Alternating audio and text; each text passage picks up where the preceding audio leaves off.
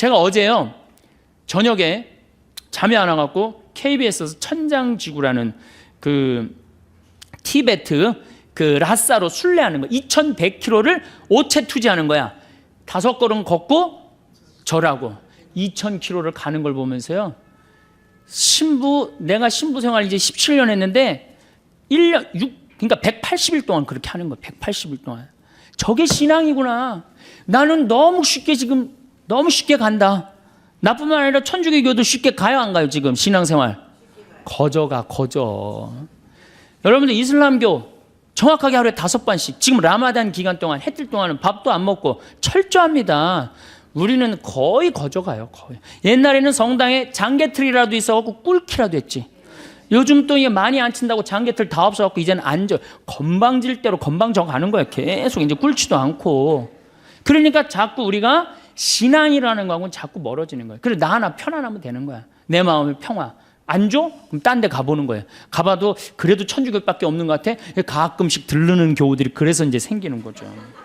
다시 말씀드려서 신앙의 기본 틀이 무너진 거예요. 우리가 지금 신앙의 기본 틀이 무너진 거예요. 그래서 하느님께 정말로 이제는 춤을 춰야 된다. 내가 정말로 하느님을 사랑하고 하느님께 정말로 감사하고 정말 하느님께 경배드리고 싶으면 춤을 춰야 된다. 신부님, 내가 만약에 춤추면 좀 미쳤다고, 드디어 성당 저렇게 열심히 여기저기 영성 성숙 교육 갔다 오더니 완전 미쳐갖고 이제 이게 춤까지 춘다고, 이거 완전히 미쳤다고. 여러분들 밤 10시에 혼자 성당에 가서 추세요. 문 걸어 잠고, 어떻게? 문 걸어 잠고, 하느님 오늘은 내가 가장 예쁜 옷을 입고 내가 하느님께 춤을 춰드릴게요. 근데 성 가면서 춤 추세요. 이렇게 한 바퀴 돌아도 보고, 손도 한번 올려보고, 이렇게 양손 한번 올려보고, 그렇게 한번 하느님께 한번 이쁘게 좀 해보세요. 내 마음이 뜨거워지고 하느님께 경배드리는 기분이 든다니까요. 구약 성서를 보면 하느님 앞에서 춤추는 거 기본이에요. 모세가 그 지긋지긋한 에집트에서 탈출을 합니다. 홍해바다를 건너자마자 어떻게? 미리암이 손복을 들자 여자들이 모두 그 뒤를 따라 손복을 들고 뭐를 췄다? 춤을 추었다. 춤이라는 게 구약 성서에도 굉장히 많이 나옵니다. 다윗은 하느님의 계약의 궤를 예루살렘 성으로 옮길 때 너무 기쁜 나머지 껑충껑충 춤을 춥니다. 사무엘 하건에 재미난 얘기가 나와요. 다윗은 아마포 에폿을 입고 온 힘을 다하여 주님 앞에서 춤을 추었다. 우린 정말 하느님께 받은 은혜가 감격스러울 때 껑충껑충 춤을 춰야 됩니다. 천주교 신부가 내가 만약에 춤추면 여러분들 이렇게 저 미쳤나 진짜, 천주교 신부가 체면을 차려야지 저게 뭐 하는 거야. 이 얘기를 누가 하냐면 다윗의 부인이고 사울의 딸 미갈이 다윗한테 합니다. 오늘 이스라엘의 임금님이 건달패 가운데 하나가 알몸을 드러내듯이 자기 신하들의 여종이 보는 앞에서 벗고 나서니 그 모습이 참 볼만하더군요 하고 미갈이 다윗을 비웃어요. 백성들 앞에서 옷 벗고 춤췄다고. 그게 말이 되는 얘기예요. 임금이 백성들 앞에서 춤추니까. 그러니까 다윗이 뭐라고 그러냐면, 주님께서는 당신 아버지와 그 집안 대신 나를 뽑으시고 나를 주님의 백성 이스라엘의 영도자로 세우셨어. 바로 그 주님 앞에서 내가 흥겨워하는 것이요, 나는 이보다 더 자신을 낮추고 내가 보기에도 천하게 될 것이요. 이렇게 다시 당당하게 얘기를 해요. 나는 하느님으로부터 선택받았고, 하느님 주님 시편에 인간이 무엇이기 이렇게 따뜻하게 돌보시네, 우리 집안이 무엇이기 이렇게 계속 다윗이 하는 노래예요. 계속 입만 열면 인간이 무엇이기 이렇게 돌봐주시고 우리 집안이 무엇이기 이렇게 돌봐주시나이까. 다윗이 계속 그렇게 노래를 합니다. 시편 전체에 걸쳐서. 얼마나 다윗이 하느님 앞에서 겸손한 거예요. 미갈이 어떻게 되는 줄 알아요? 죽을 때까지 애가 없었어요. 그 다윗 춤추는 거 욕하다가. 그러니까 여러분들 주위에서 여러분들 춤추는 거 욕하면은 그 굉장히 위험한 그 욕을 하는 거예요. 굉장히 위험한 거. 우리가 세계 최고의 종교이기 때문에 체면도 차려야 되고 점잔도 빼야 한다고 생각하고 아무것도 하지 않는다면 우리는 죽을 때까지 아이를 가지지 못한 미갈의 신세가 될 거예요. 신약에 와서는 성모님은 엘리사벳의 축복을 듣자 마리아의 노래를 불렀는데 첫 노래 마디가 뭐였느냐? 내 영혼이 주님을 찬미하고 내 마음이 나의 구원자 하느님 앞에서 기뻐 뛰논다 그래. 기뻐 뛰논다. 춤추는 거예요. 뛰노는 게 춤추는 거죠. 우리 하느님 앞에서 뛰놀아야 돼. 이렇게 성소의 전체에 하느님께 받은 은총에 감사를 드릴 때 우리 성도들은, 신앙의 성도들은 춤과 화답으로서 하느님께 찬미를 드렸어요. 여러분들이 만약에 자식이 서울대학에 합격했어. 춤출 것 같아, 안 출 것 같아? 아니, 내 딸이 사법고시에 합격을 해갖고 판사가 될지 검사가 될지 이제 그 길만 남아있어. 춤출 것 같아, 안 출 것 같아? 추죠? 너무 기쁠 때 춤을 추는 거예요. 여러분들 이번에 올림픽 금메달 그 야구 딴 거 보셨죠? 네. 그 정대현 선수가 이 완아웃 상태예요. 주자 말루. 그냥 이 쿠바 선수들이 배트를 거꾸로 잡고 쳐도 한 점은 들어오는 상황이에요. 그런데 투 스트라이크에서 떨어지는 볼을 딱 던집니다. 이 땅볼을 딱 치니까 박진만 선수가 볼을 받아서 고용민 선수, 이루수 고용민 선수한테 주고, 고용민 선수는 승자해서 누구한테 주죠? 이승엽 선수한테 줘갖고 갑자기 더블 아웃이 되죠. 그렇죠? 그 순간 덕아웃에서 선수들이 뛰어나와갖고 어떻게 했어요? 펄쩍펄쩍 끌어안고 춤췄죠? 그 펄쩍펄쩍 뛰는 게 바로 춤추는 거. 너무 좋을 때 춤추는 거예요. 인간은 너무 행복할 때 춤을 추게 돼 있어요. 하느님을 믿고 하느님을 느낄 때 인간은 극도로 행복합니다. 그때 춤을 추는 거예요. 인간이 마음을 드높여 신께 경배드리는 행위를 보면 모든 종교에는 춤이 기본이에요. 춤이. 불교에는 뭐가 있습니까? 승무가 있어. 승무가. 꽤 오래됐죠. 엘리자베스 2세 여왕이 우리나라에 한번 왔었죠. 영국 여왕이. 그때 불교 스님들이 승무를 췄어요. 그걸 엘리자베스 2세 여왕이 보고 이렇게 거룩한 춤은 처음 본다 그러는 거예요. 얼마나 거룩해요. 춤하면 우리는 캬바레 뭐 이런 거 생각하는데 절대 그런 게 아니에요. 캬바레 가서 추는 춤도 좋은 춤이지만은 춤이라는 것 자체가 인간이 할 수 있는 가장 아름다운 몸짓이에요. 이게 춤이라는 건 굉장히 거룩한 거예요. 그러니까 승무는 이 부처님의 공덕을 찬미하는 작법춤이 있는데 이 춤은 주로 언제 추냐면 49제 때, 영산제 때, 49제 때 스님들이 춤을 춘단 말이에요. 장삼 입고 그 다음에 가사 두르고 꽃갈 쓰고 그 우리 어머니 아버지 영혼을 위로해 준단 말이야. 스님이 절에서 그 돌아가신 어머니 아버지를 위해서 저렇게 우리 스님이 정성을 들이는데 감동 받겠어요, 안 받겠어요? 여러분들 본당 신부가 49제 때 돌아가신 영혼을 위해서 성당에서 막 춤을 추고 영혼을 위로하는 춤을 추면 여러분들 감동 받을 것 같아요, 안 받을 것 같아요? 저는 가끔 불자들은 시주를 500만 원, 1000만 원 하는데 천주교교들은 뭐 미사예물 뭐 2만 원, 3만 원밖에 안 해. 이유가 있어요. 그만큼 정성을 들이니까 500만 원, 1000만 원 하는 거예요. 우리는 아무것도 되는 것도 없이 돈 1000만 원 내라면 누가 그 1000만 원을 내? 내가 여러분들 앞에서 어머니 아버지 돌아가신 49제 때 춤추면서 기도하고 노래하면 여러분들 얼마 낼 것 같아? 10만 원으로 해결 안 될걸? 그렇죠? 적어도 500만 원, 1000만 원으로 해결해야 될 거예요. 그러니까 그만큼 정말로 춤이라는 건 아름다운 도구라는 거예요. 그리고 바라, 벚꽃춤, 또 춤을 출 때 장구도 쓰죠. 북도 쓰죠. 검은고도 쓰죠. 악기도 사용한단 말이에요. 우리는 그냥 죽어도 오르간 하나, 전자 오르간 하나로 버티는 거예요. 천주교 보세요. 제가 인도 바라나시 겐지즈강에 간 적이 있어요. 바라나시라고 여러분들 텔레비전에서 굉장히 많이 본대요. 이 바라나시가 그 겐지즈강에 사람 이렇게 나무로 태워갖고 겐지즈강에 뿌리는 거, 천국으로 가는 길이라고 그러면서 뿌리는 데예요. 근데 그 바라나시에 제가 갔을 때 마침 힌두교에서 이 가장 큰 축제를 했었어요. 여러분들 힌두교가 종교가 뭐 우리가 잘 몰라서 그렇지 인구가 7억이에요. 힌두교가 엄청난 인원이 그 믿는 신이에요. 신도 뭐 인도 인구만큼 많대요. 한 3억 정도 된대요. 신이. 하여튼 굉장히 풍요로워요. 종교적으로. 근데 제가 가던 날 대축제를 하는데 인도 힌두교 신학교에 그 신학생들이지 1년 동안 술, 담배, 여자 가까이 하지 않고 그 축제만을 위해서 준비한 거예요. 그런데 그 겐지금 강변에서 춤을 추는데요. 정말로 멋있어요. 그 수많은 사람들이 그 이제 스승들이 춤을 추니까 초를 해갖고 겐지강에 뛰어 소원을 비는 거죠.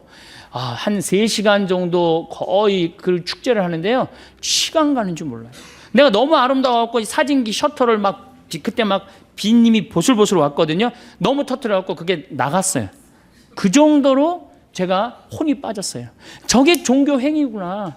저게 찬양하는 거구나. 저게 신께 드리는 경배구나. 천주교 가만히 생각해 보니까 해는 게 아무것도 없어. 미사 내내 앉았다 일어났다.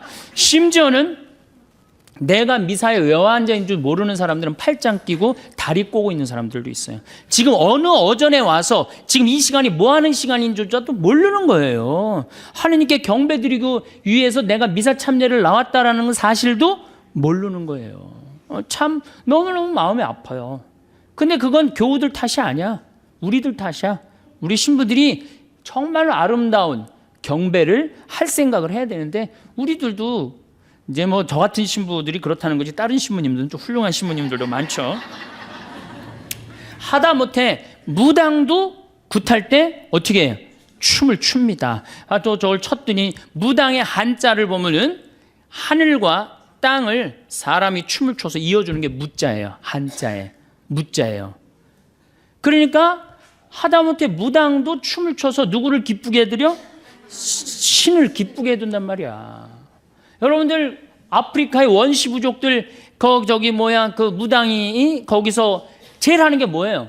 춤추는 거예요. 춤추는 거. 혼자 절대 안 춥니다. 아프리카 부족들은 온 회중이 다 같이 춤을 춰요.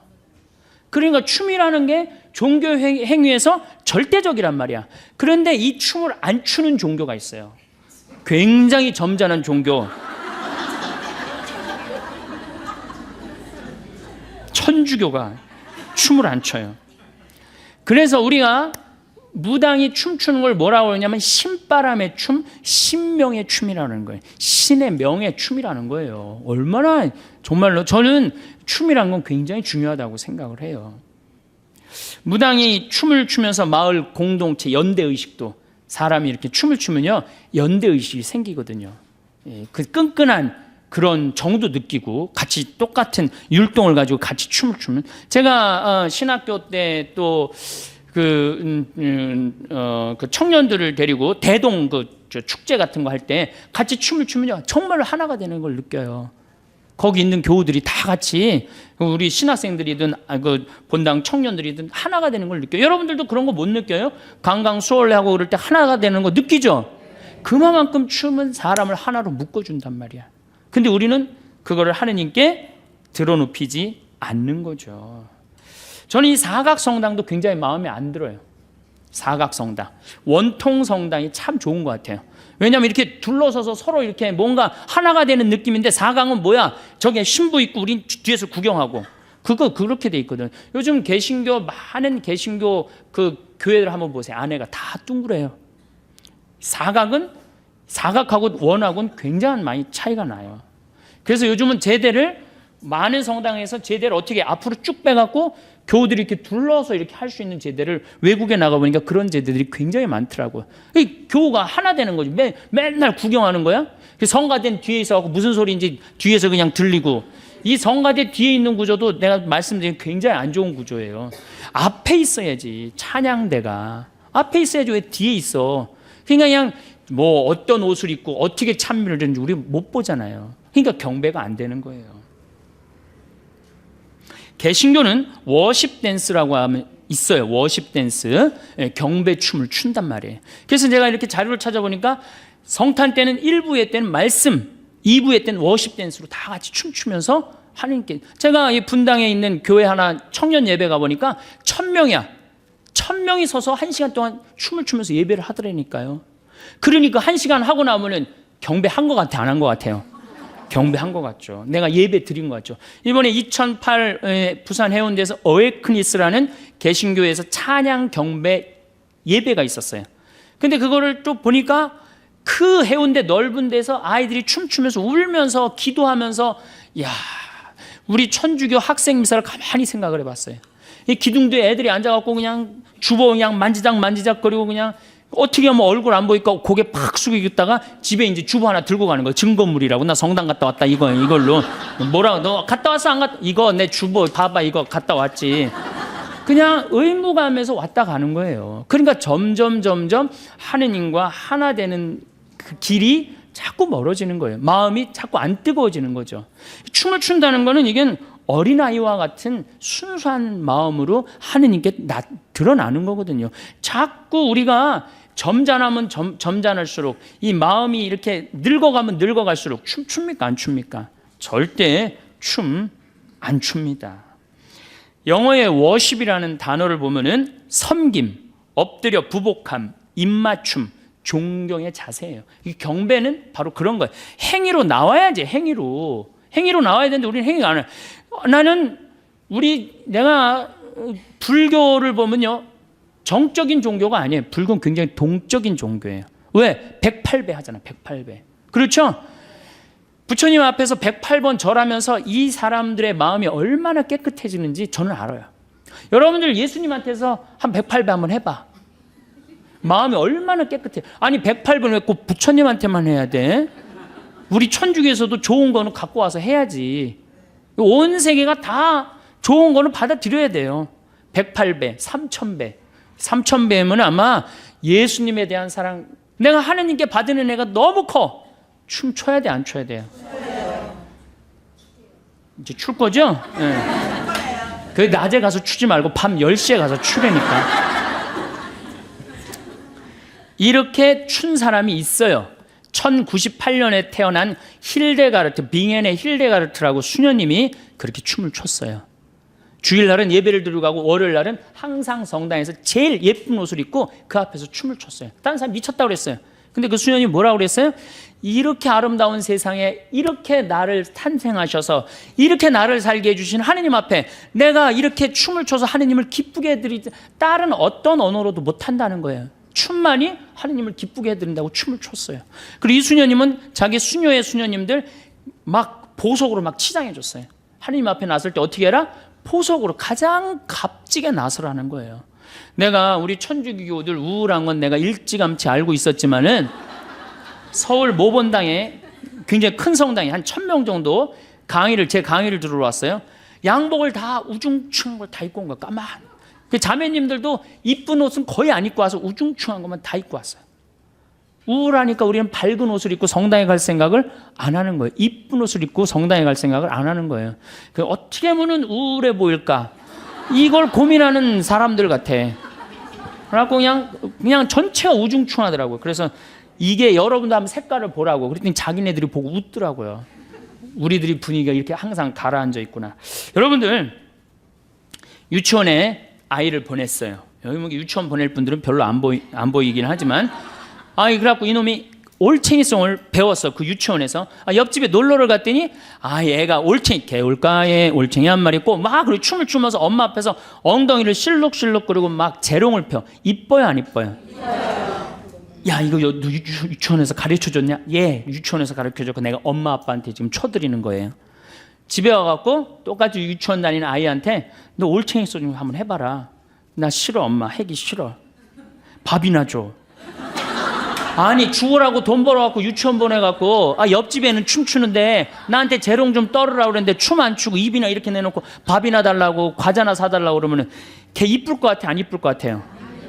하느님이 개신교 성도들이 이쁠 것 같아? 천주교 교우들이 이쁠 것 같아? 하느님 입장에서 누가 이쁠 것 같아요? 나는 개신교 성도들이 훨씬 이쁠 거라고 생각해. 뭐 우리가 하는 게 뭐 있어? 헌금을 많이 해, 춤을 춰, 응? 1000원 내면서 시키는 건 왜 이렇게 많은지 하느님 이거 해놔라 저거 해놔라. 입장이 바뀌는 거예요. 누가 하느님이야? 실질적으로 내가 하느님이고 하느님은 내 종이 돼버리는 거예요. 그러니까 우리가 하느님께 그러니까 찬양이 중요한 거예요. 경배를 해야만이 하느님하고 나하고의 관계가 제대로 형성되는 거예요. 여러분들 이제 어떻게 하세요? 춤추세요. 우리 천주교가 장자의 상속권이 있다고 버티고 있지만 저절로 구원의 상속이 이루어지는 건 아닙니다. 그리고 구약 성서를 보면요, 상속은 장자가 하는 법이 없어요. 이삭이 장자였어요? 다윗이 장자였어요? 솔로몬이 장자였어요? 장자 아니었어요. 다 세상 사람들이 아니라고 생각한 사람들이 다 하느님의 계보를 이었어요. 우리도 똑같아요. 지금 우리가 지금 건방지게 있을 처지가 아니에요. 점잠 빼고 앉아 있을 처지가 아니에요. 그래서 춤을 춥시다. 제가 파푸아 뉴기니에 내 동창신부가, 외방성교회 동창신부가 본당 마당교구의 할로파 성당에 본당 신부를 했었어요. 그래서 이제 선교사로 나가 있으니까 동창이니까 내가 할로파를 갔어요. 이름이 왜 할로파냐면은 그 성당은 산 꼭대기에 있어요. 정말 그림 같은 동화 속에 나오는 성당이에요. 그런데 산 꼭대기에 있으니까 성당 가려면 등산을 해야 돼. 그래갖고 3시간, 4시간씩. 그리고 이 교우들이 어떻게 맨발로 올라옵니다.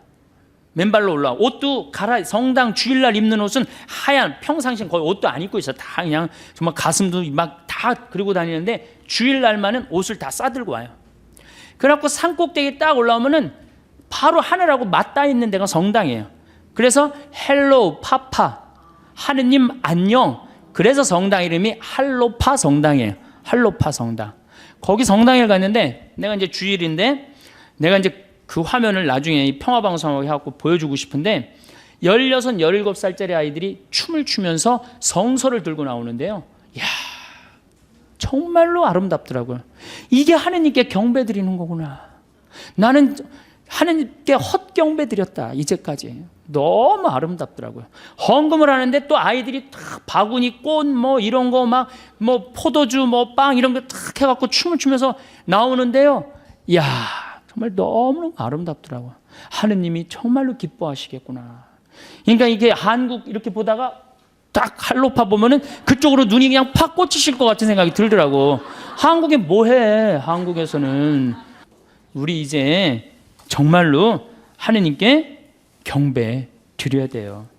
우리 천주교가 그나마 성령 세미나, 성령 기도회 때 보면은 한복 입고 이쁘게 앞에서 찬양 춤추는 분들이 있어요. 또 따라하고. 저는 참 좋다고 생각해요. 뭐 우리 성령 세미나 하는 사람들 무슨 이 정신 나가고 약간 막간 사람들이 모여서 하는 거라고 생각하는데 절대 전 그렇지 않다고 생각해요. 정말로 찬양의 맥을 잇는 공동체예요. 고마워야 돼, 성령 세미나한테. 그래서 여러분들도 성령 기도에 정말로 찬양하고 싶어. 난 신부님한테 성당 나가는 이유가 마음의 평화가 아니라 경배하기 위한 거다. 성령 세미나 나가세요. 뭐 잘 찾아서 가세요. 용한 데만 찾아 나가지 말고. 네. 제가 또 우리 소리 저기 성가대에 그 춤추는 분들이 있어요. 근데 내가 이분들을 우리 성필리포 생태마을 창시하신 김창림 필리포 신부님 팔순잔치 제가 초대를 했어요. 근데 미사 처음부터 끝까지 기리에 주여 자비송, 대영광송 이거 춤으로 표현하는데요.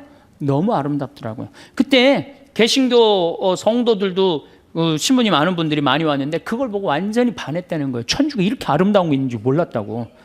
거의 안 쓰는 거지만은 그분들은 와서 이제 완전히 반한 거죠. 제가 봐도 너무너무 아름답더라고요. 그런 조화가 잘 이루어진다면 우리 전례가 훨씬 살아 움직일 것 같아. 우리 전례가 막 생동감도 있고 우리는 앞으로 그렇게 돼야 될 것 같아요.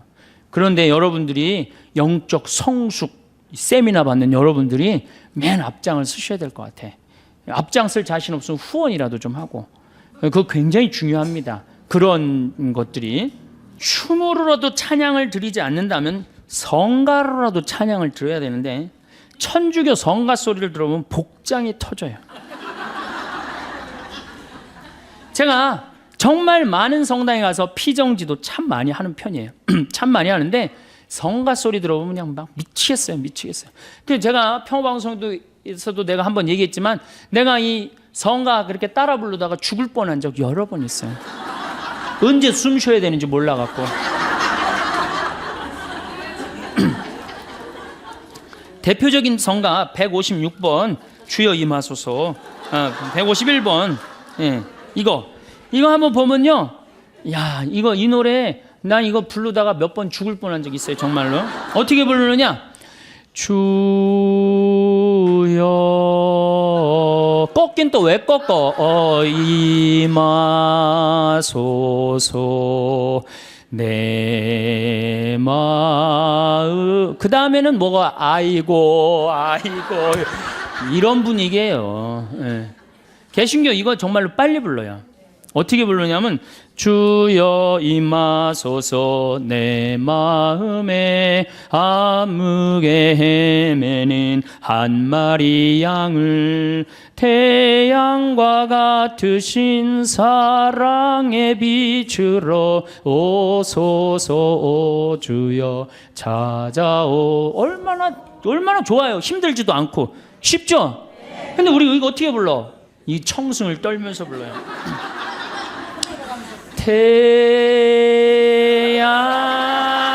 태양과 같으신 태양이 그런 태양이 어디 있어요?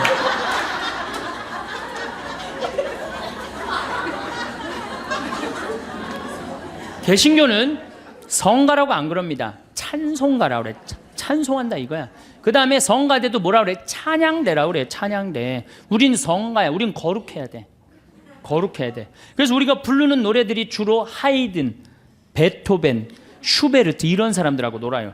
300년 전에 죽은 사람들 거 지금 부르고 있거든요. 그래서 27번 이 세상 덧없이 이게 하이든 곡이고요. 이게 꿈이 몸이 굉장히 많은 노래예요. 이거 굉장히 어려운 노래예요.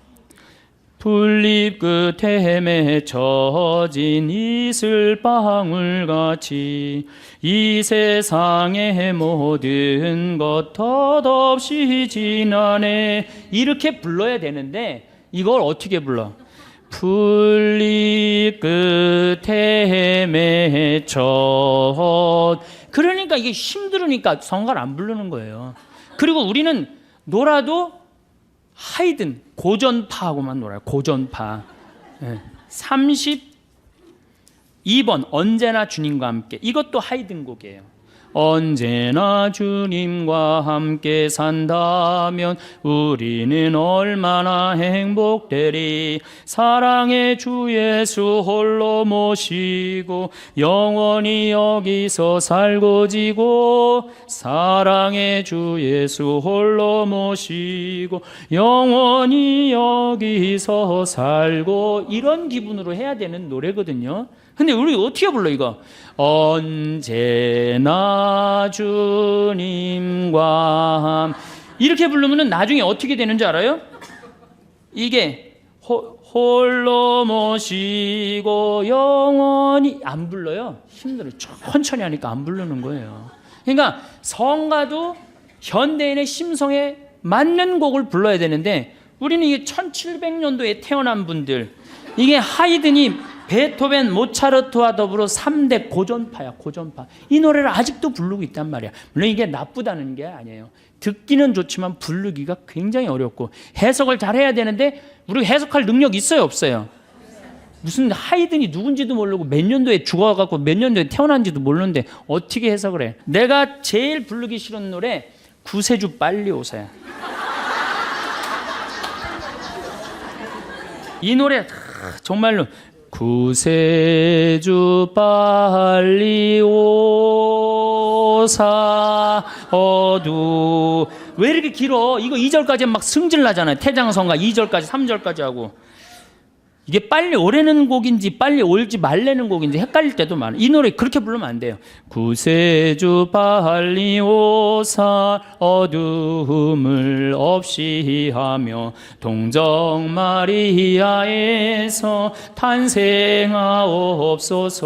이렇게 신나게 불러야지 빨리 올 거 아니야. 이 오래는 건지 말래는 건지 뭐 원조들이 6박자 다 해주고 범죄한후. 아 정말로 그래도 성당 계속 나오는 거 보면 신기해되는 거예요. 누가 나오는 거야? 여러분들이 나오는 거 아니야. 여러분들 안에 계신 예수님이 나오는 거야. 그래서 여러분들은 끌려 나오는 거예요. 그래서 모든 성가대, 모든 천주교의 성가대들이 고민이 뭐냐면 성가대 단원 확보하는 게 제일 어려워요. 그놈의 성가대 단원하는 게 너무너무 어려워. 그런데 성가 좀 하라고 그러면은 그냥 꽁문을 뺍니다. 근데 이 사람들이 노래방 가면요, 서로 마이크 잡고 노래하는 사람들이에요. 바깥에서는 빠르고 좋고 즐거운 노래는 잘하는데 성가대는 올라가기 싫은 거예요. 그러니까 정말로 성가대 서로 들어가야 되는데 그렇잖아요. 하느님 찬양하는데 춤추고 노래하는 거, 그것처럼 대단한 게 어디 있어요? 내가 하느님을 정말 찬양하고 싶으면 어떻게 하는 게 제일 좋아? 성가대 들어가야 될 거 아니야, 성가대. 그런데 그냥 성가대만 하라면 꽁무니를 빼요. 노래방 가면 그냥 마이크 안 뺏기려고 그러는 사람들이 성가만 하라고 그러면, 이게 우리가 성가가 지금 우리 지금 이 대중하고 교우들하고 안 맞는 거죠. 그래서 조금 더 우리가 곡을 좀 많이 바꿔야 되지 않을까, 좀 그런 생각을 해요. 제가 밀라노 주교자 성당에 갔었어요. 이탈리아 밀라노 주교자 성당에 갔었는데 그때 무슨 전례를 참여했냐면 암브로시오 전례를 참여를 했어요. 암브로시오 전례를 참여했는데 그날이 마침 십자가 현양 주일이었어요. 9월 14일 십자가 현양 주일인데 거기가 밀라노 주교자 성당이 암브로시오 전례하는 성당이에요. 제가 그날 1시간 전에 가서 그 전례에 참여하려고 앉아 있었어요. 뒤에 성당이 엄청나게 넓은데 그게 다 차는 거예요, 사람들이. 1시간 전부터 사람들이 와서. 그런데 성가대는 어디서 나타났는지 맨 앞에 있는데 성가대가 초등학교 4학년서부터 고등학교 1학년 남자애들만이에요. 그러니까 밀라노 주교자 성당의 성가대원이 됐다, 집안의 영광이에요. 가문의 영광이에요. 그리고 걔네들은 그게 학교야. 그냥 학교야. 바로 성가대가 바로 학교야.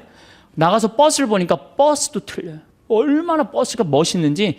우리나라 그 야구 선수들 타고 다니는, 운동 선수들 타고 다니는 버스 있죠? 그런 게 2대인가 3대가 있는 거예요. 십자가 현양 축일에 그 높은 그 밀라노 성당, 막 첨탑이 막 뾰족뾰족한 그 높은 성당에 하나의 가마가 제대 가운데서 빛을 내면서 쫙 올라가는데 얘네들이 폴리포니 곡이라고 6부 곡을 부르는데요. 정말 이게 천당인지 뭐 구분이 안 돼요. 막 너무너무 아름다운 거. 파이프 오르간, 전자 오르간도 아니고 파이프 오르간 그냥 확 하지. 빛이 쫙 한 5분 올라가는데 5분 내내 얘네들이 성가를 하는데, 이야, 정말로 멋있더라고요. 그래갖고 딱 빛이 올라가더니 갑자기 빛이 딱 십자가로 바뀌는 거예요. 그런데 그냥 또 조명을 또 쫙 비춰갖고 십자가가 쫙 내려오는 거예요. 또 5분 동안 애들이 그 내려오는 동안 성가를 쫙 하는 거예요. 그냥 절로 가슴이 두근두근 거리더라고요. 내가 정말 지금 하느님께 경배드리고 있구나. 그걸 저절로 느끼겠더라니까요. 내가 헌금을 $10를 했어. $10를. 너무 감동받아갖고. 그런데 우리나라 천주교 주교자 성당들, 또 큰 성당들 과연 그만큼 돈을 투자하느냐. 내가 얼마 전에 베르디 음대 대학원까지 졸업한 아이가 그래. 걔는 뭐 주일미사를 한 번도 안 빠지네. 지금 나이가 35인데도. 한국에 들어와도 천주교는 아무리 좋은 대학을 들어도 천주교는 키워주질 않는다는 거예요. 개신교는 성가대가 다 키워준다는 거야. 성가대가. 명성교회 솔리스트, 그 합창단이 300명이 있는데 솔리스트 중에 50명이 교수래, 교수. 그러니까 거기에 쓰는 거 자체, 그리고 그냥 애들을 막 키워주는 거야. 그러니까 그냥 종교, 음악, 문화가 막 일어나는 거죠. 천주교는 가진 자산은 무지하게 많지. 좋은 곡들도 너무너무 많지. 정말 꿈도 못 꾸는 곡들이 너무너무 많아요. 다 죽여버리는 거예요. 왜? 우리가 그런 데 관심이 없으니까. 왜? 우리 마음의 평화만 찾으면 되는 거야. 지금 뭐 경배, 찬양 이거 필요 없어. 마음의 평화만 찾으면 되는 거야. 그러니까 자꾸 죽는 거예요, 전례가. 돈을 들여야 될 거 아니야, 돈을. 제가 평택에서 본당 신부할 때 오케스트라를 했었어요. 50명. 걔네들이 지금 다 유학 나가 있어, 초등학교. 걔네들이, 평택의 애들이. 키우기만 하면은 돈도 많이 들이지도 않았어요. 선생님 30만 원, 50만 원 돼갖고 그냥 한 2년 되니까 처음에는 막 삑사리 내고 깽깽거리더니 딱 2년 지나고 나니까 할렐루야를 연주를 해드리니까 애들이. 정말로 우리는 조금만 관심을 가져주면 우리 천주교 안에는 자산이 무궁무진해. 근데 이걸 누가 다 죽이고 있어? 점잖으신 천주교, 우리 한국 천주교 교우들이 다 죽이고 있는 거예요. 구약 성서를 보면은 얼마나 많은 악기들이 성가에 동원되었는지 알 수 있어요. 역대기 상권 25장을 보면은 다윗은 예배 책임자들을 뽑아 비파와 수금, 자바라를 연주하게 했다. 자바라 뭐냐? 꽝꽝 치는 거 있죠? 그 자바라를 연주하게 했다. 그 성가대 수가 몇 명이냐면 288명이었다는 거예요. 288명.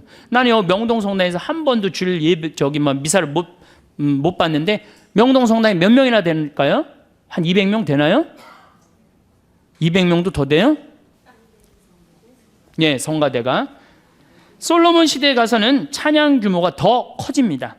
역대기 하곤에 보면 사제들이 성소에서 나올 때였다. 거기에 있는 사제들은 모두 조에 관계없이 정결 예식을 마친 상태였다. 그리고 레위인 성가대 곧 아삭과 헤만과 여두둔과 그의 아들들과 형제들이 모두 고운 아마포 옷을 입고, 그러니까 옛날에도 성가대원들은 다 이쁜 옷을 입었다는 얘기예요. 지금은 성가대들 다 이쁜 옷 입죠.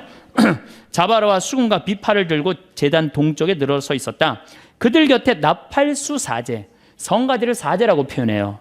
성가대를 나팔수 사제 120명도 함께 있었다. 나팔수만 120명 있었다는 얘기예요. 그 구약 시대도 나팔수들과 성가대는 한 소리로 주님을 찬양하고 찬송하였다. 쇠 나팔과 자바라와 그 밖에 악기에 맞추어 정령 주님께서는 선하시고 주님의 자애는 영원하시다 하며 주님을 찬양하는 소리를 드높일 때 구름이 그 집 곧 주님의 집에 가득 찼다.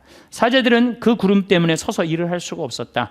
주님의 영광이 하느님의 집에 가득 찼던 것이다. 이 정도는 돼야지 찬양이라고 말할 수 있는 거예요.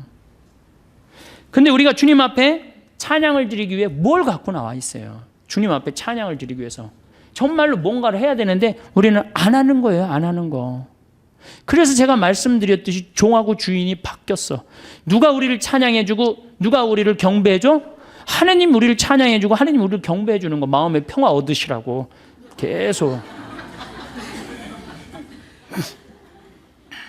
제가 또 불란서 떼제 공동체에서 불란서 떼제 막공이라는 조그만 떼제 공동체 가서 피정을 했었어요. 갔는데요, 거기는요 한 주일에 3,000명씩 와요.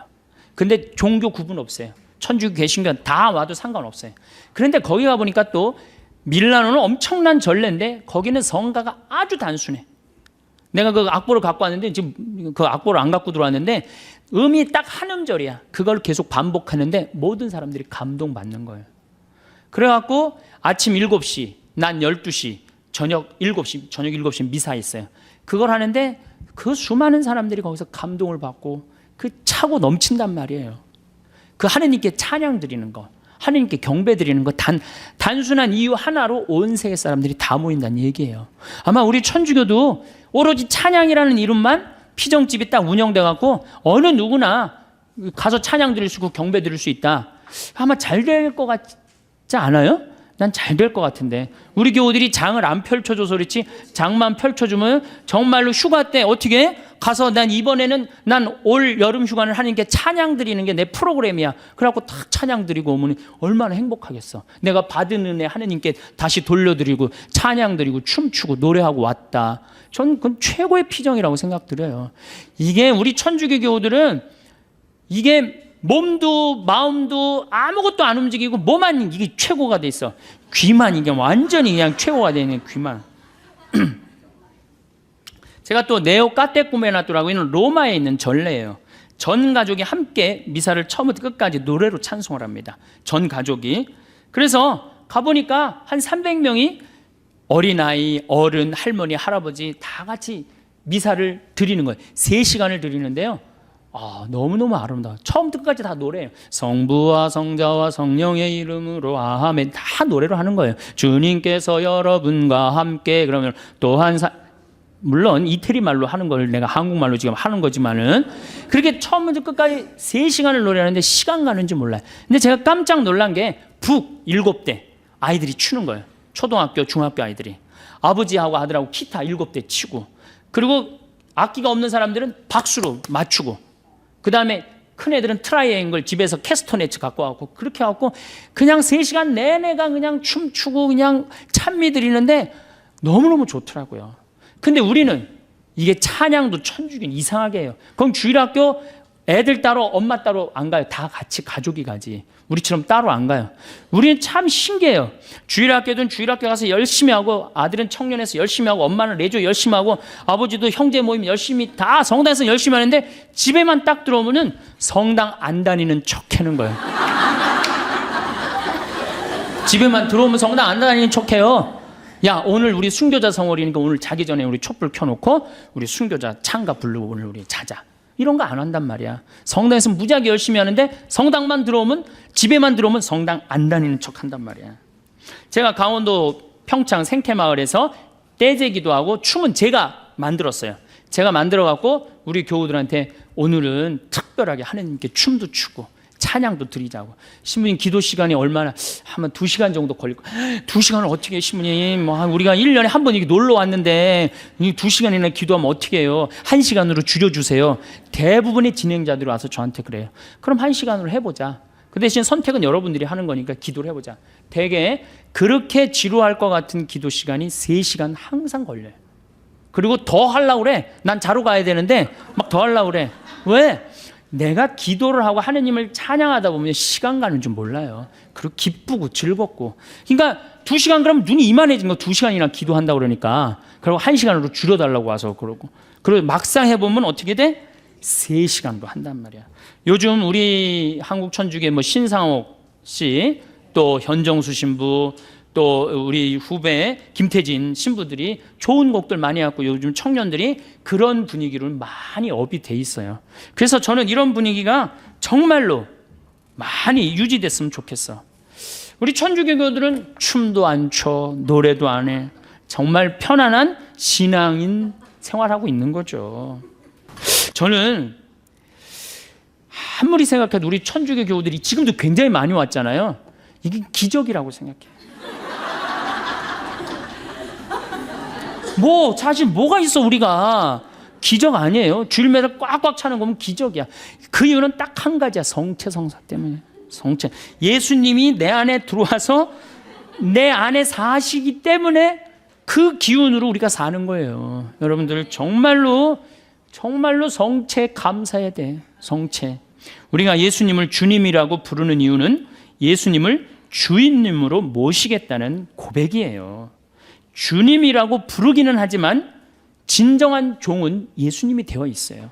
이제 우리 예수님을, 하느님을 다시 하느님의 자리로 올려드리고 우리는 하느님께 경배드리고 찬양드리는 그러한 피조물로 우리의 자리를 찾아야 돼요. 그래야지 우리가 행복할 수 있고. 우리는 아주 평범한 일상 속에서 전혀 예상치 못한 순간에 문득 벅찬 감동을 느낄 때가 있습니다. 그것은 특별한 사건이 일어나서가 아니라 그저 조용히 흘러가는 시간 속에서 마치 마음의 문이 활짝 열리는 듯한 그런 순간입니다. 바로 그 순간 우리는 어렴풋이 깨닫게 됩니다. 우리가 얼마나 크고 깊은 헤아릴 수 없는 사랑을 받고 있는지를 말입니다. 이 사랑은 우리가 무엇을 잘했기 때문에 주어지는 보상이 아니며 우리가 남들보다 나은 무언가를 이루었기 때문에 얻어지는 자격도 아닙니다. 이 사랑은 우리의 어떠함이나 우리가 가진 조건과도 아무런 상관이 없습니다. 그것은 아무런 대가를 바라지 않는 그저 우리라는 존재 자체를 향한 무조건적인 사랑입니다. 하느님의 사랑은 바로 그런 것입니다. 우리가 그 사랑을 잊고 지낼 때조차, 심지어 우리가 그 사랑을 의심하거나 외면하는 순간에서조차 그 사랑은 항상 우리 곁에 머물러 있습니다. 한순간도 우리를 떠나지 않습니다. 마치 공기처럼 우리가 그 존재를 의식하지 못할 때도 우리를 감싸고 우리에게 생명을 불어넣어 줍니다. 우리가 들이마시는 숨결 하나하나에, 우리가 내딛는 걸음 하나하나에 그분의 사랑이 스며들어 있습니다. 우리가 살아있는 매 순간 우리는 그 사랑의 바다 안에 머물고 있는 것입니다.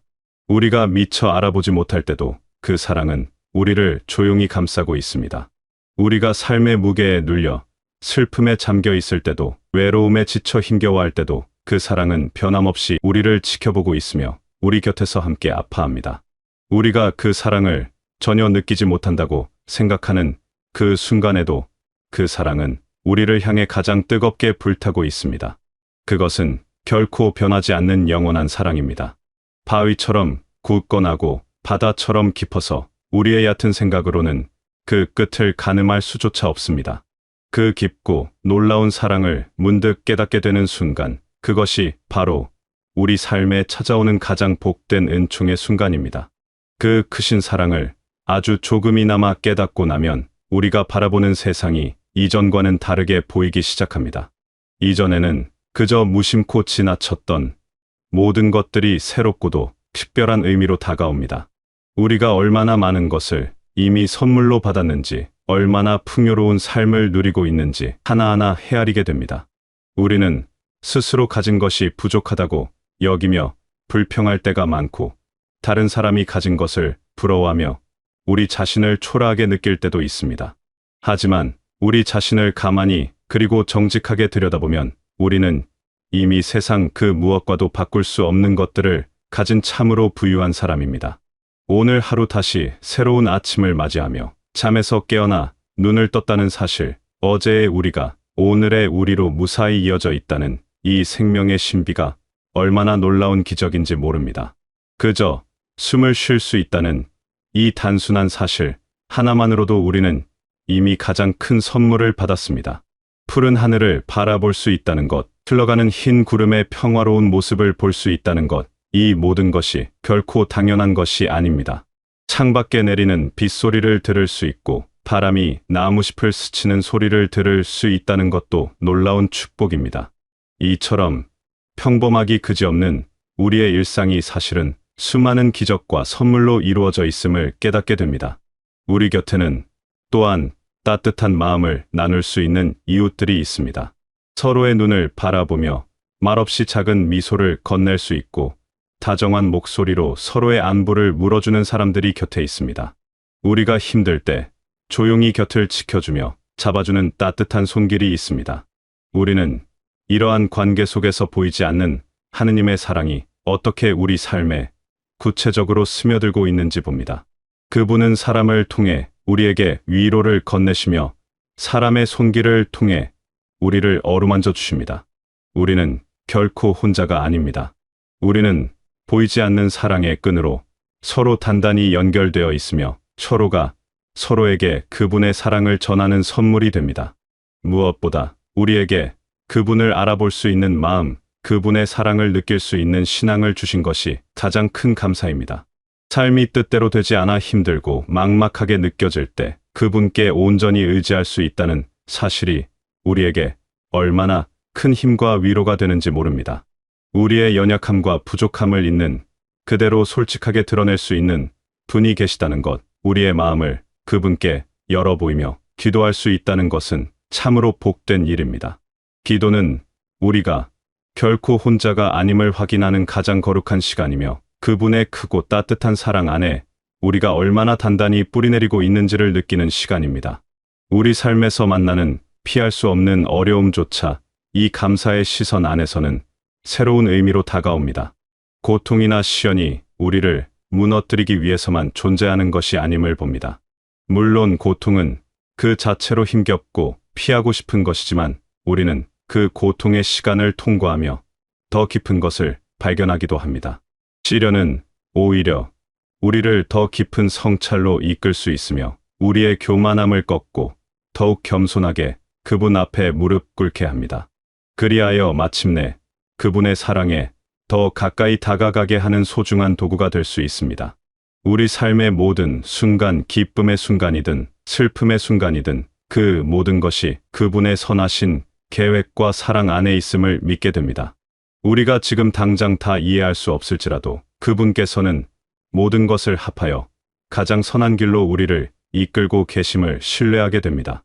이처럼 모든 것이 감사임을 깊이 깨달을 때 우리 마음에는 세상이 줄 수 없는 참된 기쁨이 샘솟기 시작합니다. 이 기쁨은 우리가 흔히 경험하는 찰나의 즐거움과는 근본적으로 다릅니다. 세상의 기쁨은 종종 우리의 상황이나 조건에 따라 쉽게 변하곤 합니다. 상황이 좋아지면 금세 기뻐했다가 상황이 조금만 나빠지면 이내 슬퍼하고 절망합니다. 하지만 하느님께서 주시는 기쁨은 그런 얕은 감정이 아닙니다.